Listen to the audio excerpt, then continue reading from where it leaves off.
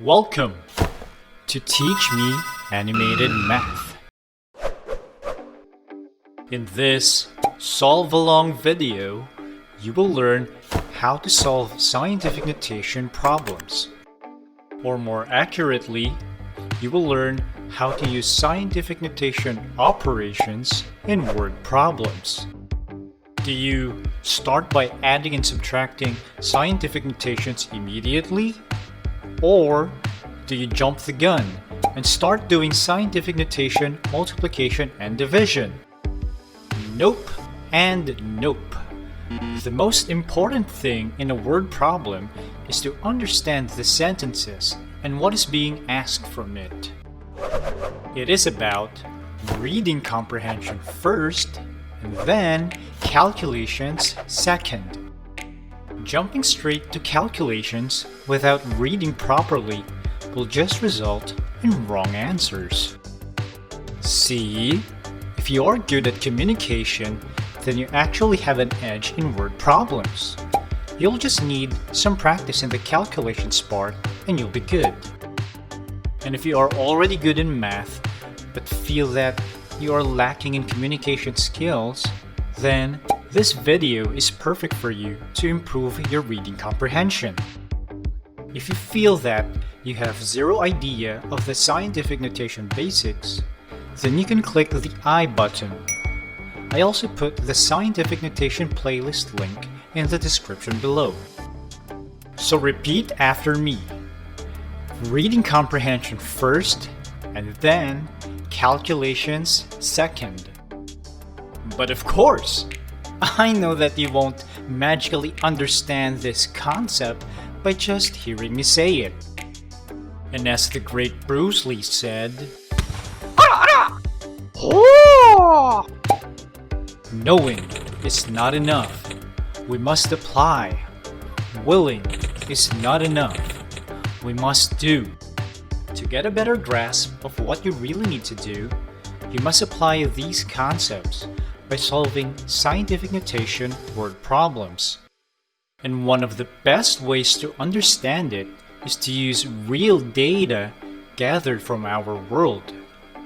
More specifically, you'll be using the US COVID-19 data so that you are better informed from a mathematical perspective.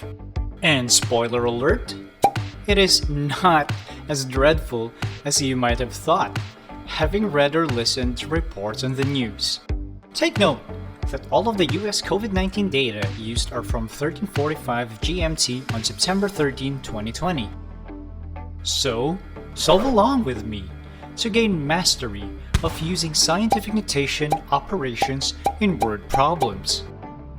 Just remember to use the scientific notation for final answers that are either very large or very small. There will be a 3-second countdown before I start solving each problem. You can pause the video and solve it on your own first, or just watch the video straight. Alright, let's start solving.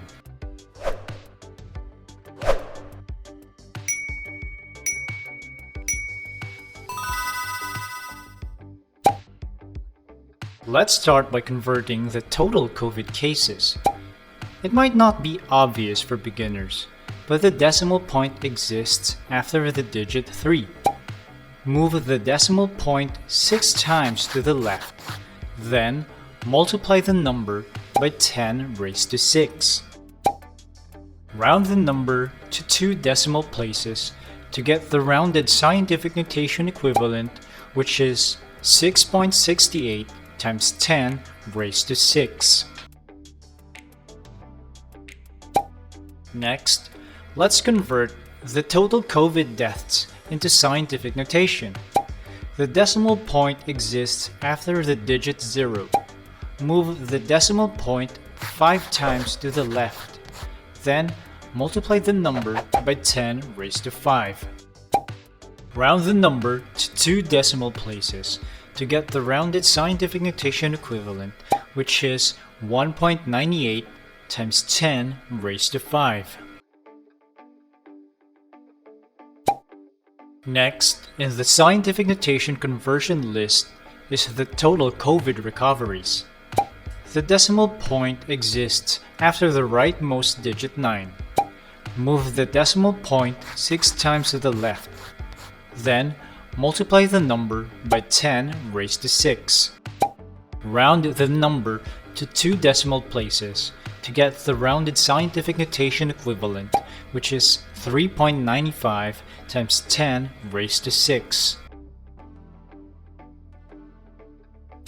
Fourth on our scientific notation conversion list is the COVID active cases. The decimal point exists after the digit 4. Move the decimal point 6 times to the left. Then, multiply the number by 10 raised to 6.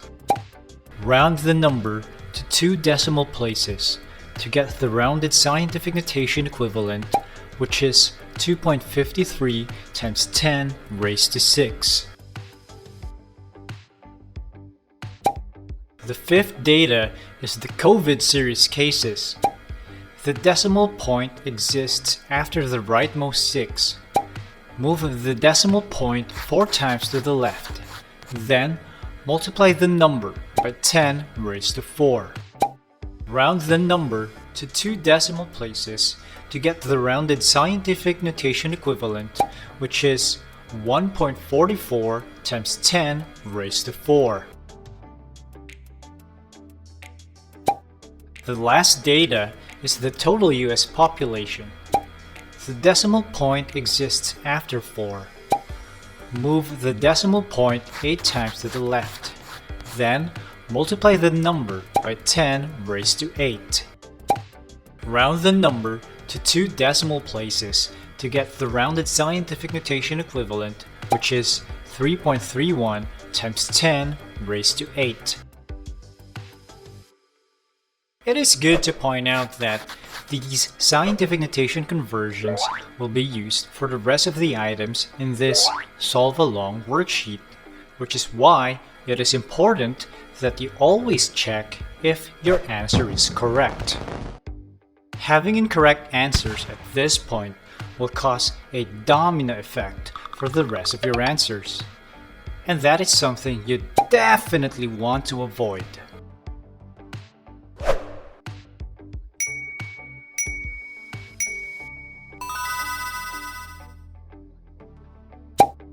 The important keywords here are recoveries and deaths, which are available in the given COVID data.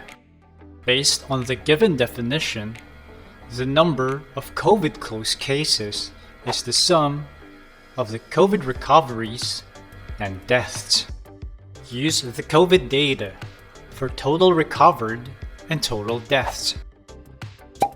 Make the exponents of the base 10s the same.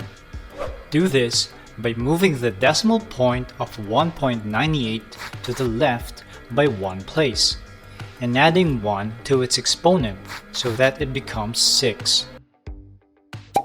Use the formula for adding scientific notation numbers. Add the coefficients 3.95 and 0.198.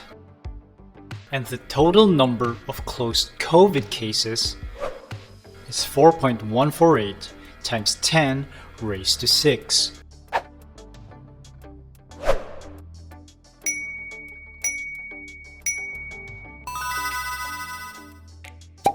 If you've been following the news, then you must have heard of the term case fatality rate, or CFR.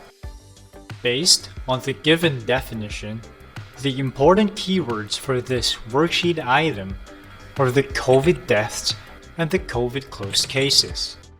The CFR is equal to the total deaths divided by the total closed cases multiplied by 100%.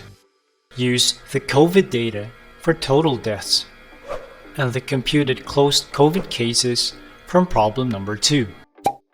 Use the formula for the scientific notation division. Perform division for the coefficients and subtraction for the exponents. 1.98 divided by 4.148 is 0.4773, and 5 minus 6 is -1. Simplify the number. The computed COVID case fatality rate is 4.773%. Take note that the answer to this problem stands true for September 13, 2020, though it is expected to get much lower in the future because the majority of active cases show mild symptoms from COVID.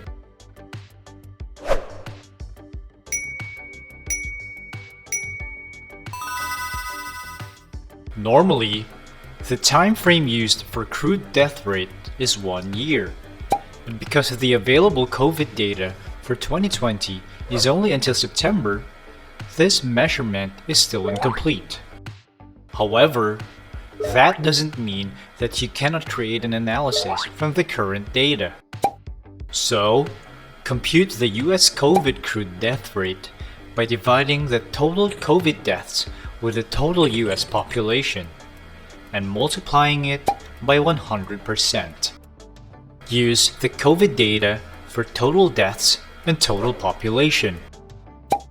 Use the formula for the scientific notation division. Perform division for the coefficients and subtraction for the exponents.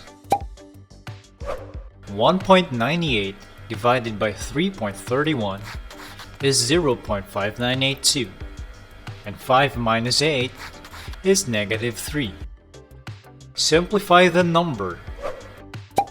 Convert it into scientific notation because it is very small.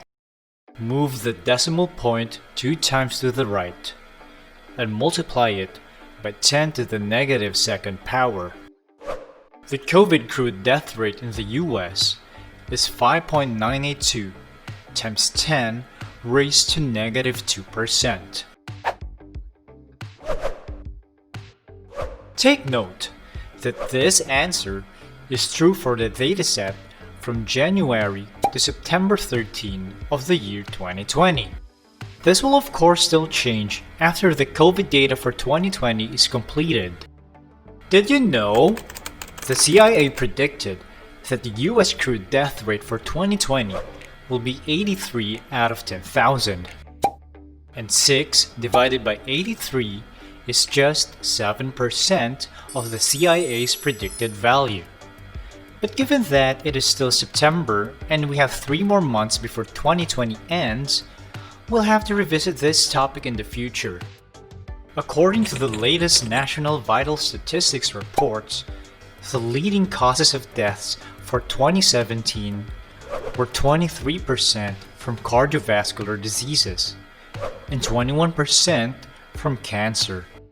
And here is the rest. Even the seasonal flu accounted for 2% of total deaths and made it in the top 6. What? Now, try comparing our computed COVID crude death rate for 2020 to that 23% and 21%. And take note that the majority of COVID deaths actually are people with cardiovascular diseases and other comorbidities. We will also discuss this more in a different video.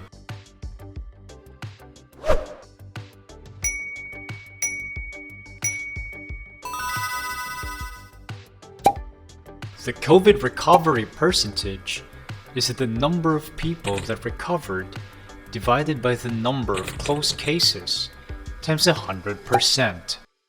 Use the COVID data for total recovered and the computed closed COVID cases from problem number 2. Use the formula for the scientific notation division.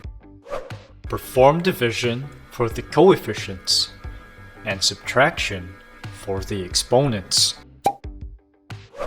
3.95 divided by 4.148 is 0.95227, and 6 minus 6 is 0. Multiply everything. The percentage of COVID recoveries in the US is 95.227%. The answer to this problem stands true for September 13, 2020, though it is expected that the recovery rate will be even higher in the future because the percentage of mild COVID cases are increasing and dwarfing the percentage of serious COVID cases. This is really good news and will be supported even more by answering the next item.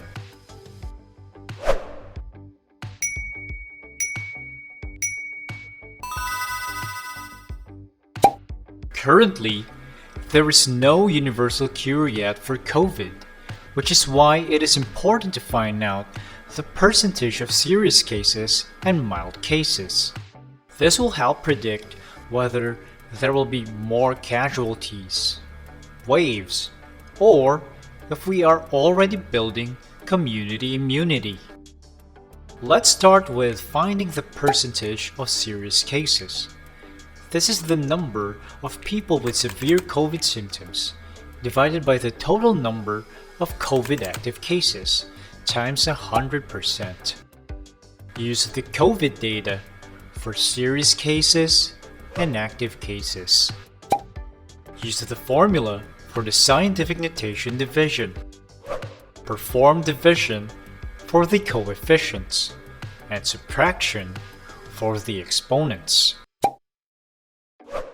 1.44 divided by 2.53 is 0.569, and 4 minus 6 is -2.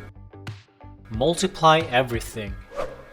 The percentage of serious COVID cases in the US is currently 0.569%. For the percentage of mild and asymptomatic cases, the computation will be much simpler. It is equal to 100% minus the percentage of serious cases. Do the calculations to simplify the number. The percentage of mild and asymptomatic cases in the US is currently 99.431%. So what do these numbers mean? Let's analyze it a bit to understand what they say. The number of serious cases is less than 1%, and the number of mild and asymptomatic cases is 99.431%. Historically, most of serious COVID cases progress to deaths, and most people that get COVID showed mild symptoms or no symptoms at all. And another important info is that people with mild COVID cases easily recover. And as of September 13, the percentage of serious cases from active cases is only 0.569%, while the percentage of mild or asymptomatic cases is 99.431%, which is a far greater majority. Given these numbers, if you try to predict the outcome of the active cases, then the percentage of fatalities, or CFR, will actually become much lower.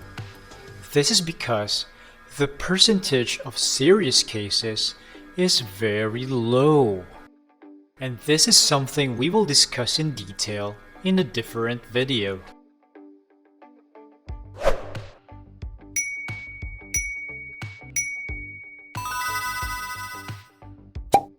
The metrics that should be most concerning for people right now are the serious cases and deaths from COVID. We will also discuss the role played by minor metrics in case demias in a separate video. But for now, let's find the percentage of serious COVID cases with respect to the US population. Use the COVID data for serious cases and total population. Use the formula for the scientific notation division.